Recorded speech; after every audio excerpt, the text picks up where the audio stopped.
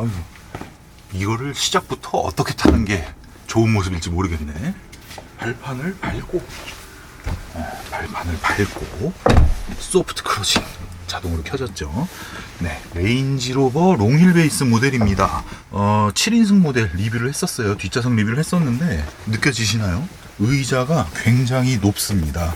요거는 이제 요 발판 쿠션이에요. 원래는 발판 쿠션인데 GLS 마이바흐처럼 뒤에 허리 받침, 이게 왜냐면 허벅지가 굉장히 많이 나와서 뒷좌석이 어떻게 보면 뒷좌석이 앞좌석보다 나은 것 같습니다. 요 가운데 시트 버튼을 하나 누르면 전동으로 내려와요. 쓸데없는 고퀄 이렇게 쭉 내려와서 시간도 딱 럭셔리한 시간대를 맞춘 것 같습니다. 태블릿이 하나 있어요. 그래서 컵홀더 버튼이 또 따로 있거든요. 컵홀더 버튼 누르면 쫙 하고 전동으로 암레스트가 펼쳐집니다. 요 속도예요. 여기서 요걸 제껴주면 컵홀더가 짠하고 나오는데 일반적인 물, 생수 그냥 들어가고 나름 고정이 잘 됩니다. 밑에 부분이 고무로 다 마감이 되어 있고 양 옆에도 고무로 마감이 되어 있어서 잡소리 안 난다고 얘기하려고 그랬는데 안 나죠? 이 정도면 안 나는 거고. 컵홀더를 다시 안으로 넣어주고 여기 수납 공간이 있습니다. 제가 요 거울, 요 반대면이 거울이에요. 거울이 여기 딱 넣을 수 있게 공간이 있더라고요. 펜도 넣을 수가 있고 뭐 그런 정도 공간 밑에 또 HDMI를 꽂을 수 있는 케이블과 USB-C 타입 두 개가 있습니다. 요 암레스트만 봤을 때는 롱힐 베이스가 짱이긴 해요. 레그룸도 그렇고 뭐 장난 아닌데 요걸 일단 집어넣어 볼게요. 이게 기본적으로 편하게 앉는 시트 포지션이고 등받이 각도도 굉장히 좋은데요. 방석을 안으로 많이 넣을 수가 있어요. 한 요 정도를 바깥으로 빼든지 안으로 넣든지. 바깥으로 빠질 경우에는 시트 방석 높이도 같이 높아지기 때문에 조금 더 편하게 앉을 수가 있는데 여성분들이 힐을 신지 않고 사용을 할 때는 의자가 좀 높은 감이 없지 않아 있습니다. 그리고 이 차의 단점이 뭐냐면 전장이 통합 시스템은 LG전자 PB 프로가 들어가서 나쁘지가 않은데 이 메모리 시트 해놓은 대로 제대로 찾지를 못하는 그런 경향이 있습니다. 그리고 여기서 이 의자를 다시 내려야겠네. 앞으로 쭉 밀 수가 있어요. 그렇게 하면 공간이 훨씬 더 좋아지겠죠. 태블릿 PC에 전원이 켜지면 자 시트로 들어갑니다. 일단 뭐 리어 썬블라인드 보여드려야죠. 이것도 요런 속도. 손잡이 굉장히 짱짱하고 여기 송풍구가 있고 뭐 이렇게 돼 있습니다. 여기는 선루프 천대기 전체 가죽 시트 조절을 들어와서 조정 전개 앞좌석 시트가 움직이죠. 이게 보여드리기가 쉽지가 않네.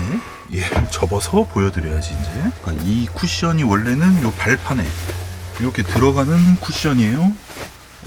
굉장히 편하게 앉을 수가 있고 키가 큰 사람도 여기에 이렇게 뭐 발이 닿거나 그러지 않게끔 막 밀착을 시키면 되는데 편하게 앉으면 앞에가 살짝 닿긴 한데요. S클래스나 7시리즈 롱힐 베이스보다 더 편하게 앉을 수가 있고 이거를 허리 받침으로 해주면 조금 더 편한데 내 몸이 앞으로 더 나오다 보니까 발이 닿네요. 어쨌든 이 받침, 이 조수석 시트에서 또 받침이 나오고 암레스트까지 펴주면 굉장히 편한 자세로 앉을 수가 있는데 GLS 마이바흐랑 레인지로버랑 가장 큰 차이점이자 레인지로버의 장점이라고 보여지는 부분은 윈도우 위치가 여기서부터 여기까지잖아요. 내가 이렇게 누워 있어도 시야가 굉장히 좋습니다. 그리고 이 내 뒤통수 있는데도 유리창으로 되어 있기 때문에 뒷좌석에 탄 사람이 멀미할 일이 절대 없는 데 비해서 GLS 600 마이바흐 같은 경우에는 GLS 7인승 모델을 시트를 개조해 놓은 그런 느낌이에요.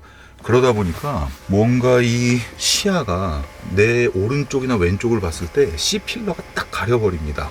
거기에 비해서 레인지로버는 시야가 굉장히 좋고 앞에 전면 시야를 볼 때도 의자 높이가 꽤 극장식으로 높게 설계가 돼 있다 보니까 전방 시야도 좋고 측면 시야도 좋고 후방 시야도 좋고 시트 퀄리티도 좋고 가죽 질감은 끝판이고 S클래스에 들어간 가죽보다 레인지로버에 적용된 가죽이 훨씬 퀄리티가 좋습니다. 여기도 가죽, B필러 가죽, 도어 트림 전체 가죽에 크롬 굉장히 멋있는 반딱반딱한 크롬인데 좀 미국 스타일로 있어 보이는 거, 손잡이 가죽인데 느낌 G63 에디션 뭐 이런 거랑 똑같고 뭐 시트 퀄리티 다 좋아. 그냥 미쳤어요. 모니터는 쓸데없다.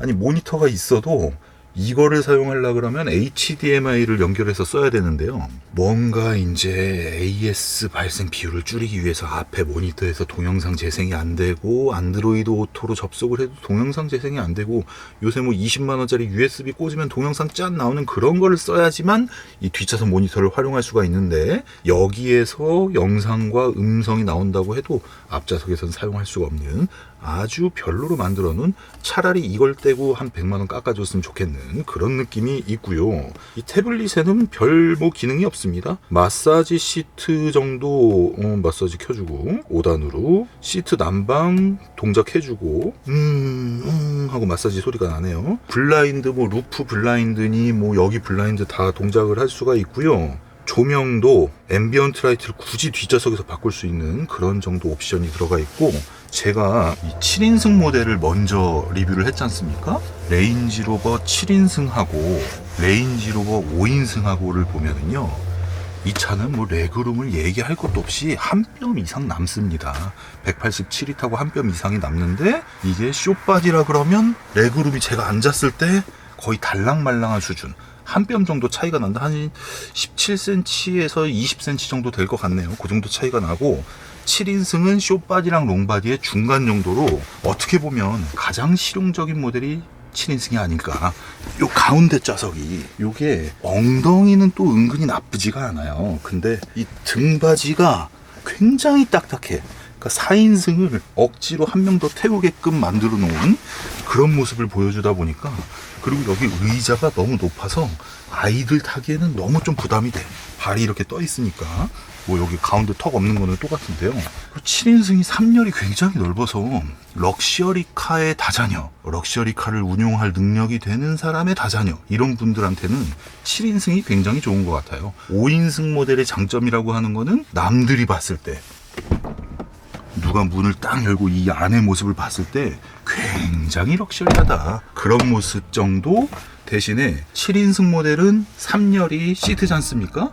시트이기 때문에 이게 엄청난 두께의 메모리 폼 같은 스펀지가 들어가 있죠. 이렇게 접혀 있잖아요. 바닥에 밀착되어 접혀 있는데, 5인승 모델은 거기가 풀 사이즈 스페어 타이어가 들어가 있어요.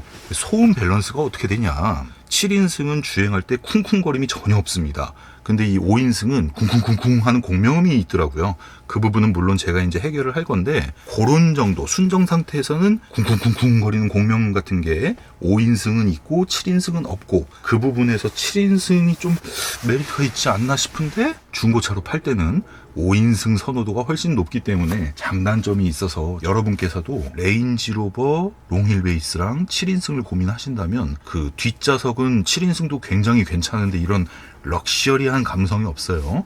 레인지로버 스포츠에 들어가는 뒷좌석 시트를 그대로 레인지로버에다 넣어놓고 레그룸 공간을 조금 더 넓게 펴고 엄청나게 넓은 타고 내리는 공간을 갖고 있다, 뭐 이런 느낌이니까 그 부분을 참고를 하시고요. 자, 발판이 있으니까 이렇게 쉽게 계단식으로 타고 내리는 게 가능한데, 사이드 스텝을 밟고 타보고 밟지 않고 타볼게요. 한 요 정도 속도로 타고 내릴 때도 사이드 스텝을 밟으면 이렇게 약간 럭셔리 감성을 살리면서, 근데 사이드 스텝을 밟지 않으면 이게 이렇게 해서 으쌰, 요런 감성, 약간 좀 찝차를 타듯이 그런 감성으로 타야 됩니다. 차를 승하차 높이라 그래서 타이어가 있으면 바퀴를 그냥 끝까지 차를 최대한 낮춰놓은 높이고요. 승하차 높이가 아닌 일반 높이로 했을 때는 일반적으로 그냥 탈라 그러면 점프를 해야 되는 그런 정도다라고 보시면 돼서, 이 레인지로버의 상품성은 7인승과 5인승 롱휠 베이스 이렇게 보시면 되고, 레인지로버 스포츠도 차가 굉장히 잘 나왔더라고요. 가격도 이 차에 비해서 훨씬 저렴한 편인데, 이 뒷좌석 감성, 엔진이 일단 BMW의 8기통 가솔린 검증된 엔진이 들어가 있다는 점, 엄청 빠르고 연비는 한 7km 나오는 것 같은데, 롱휠 베이스의 감성과 7인승의 감성을 전 시장에서 비교를 해보시고 대중이 다 5인승을 선택한다고 해도 7인승의 메리트도 충분히 있다. 대신에 이 시트벨트를 할 때 있잖아요, 7인승의 뒷좌석 왼쪽 오른쪽에 타서 시트벨트를 딱 했을 때는 얘도 좀 뒤에 있긴 하네. 똑같네. 그러면 7인승이 굉장히 괜찮은데? 가운데 좌석이 7인승 진짜 좋긴 좋은데. 어쨌든 뒷좌석에 주로 1명 혹은 2명이 탈 때는 5인승이 무조건 편한데요, 2명 혹은 3명이 탈 때는 7인승이 더 편합니다. 그 부분 참고하셔서 후회 없는 선택을 하셨으면 좋을 것 같습니다. 여러분, 장식 이런 거는 세부적인 내용은 7인승 리뷰에서 보시면 될 것 같고요.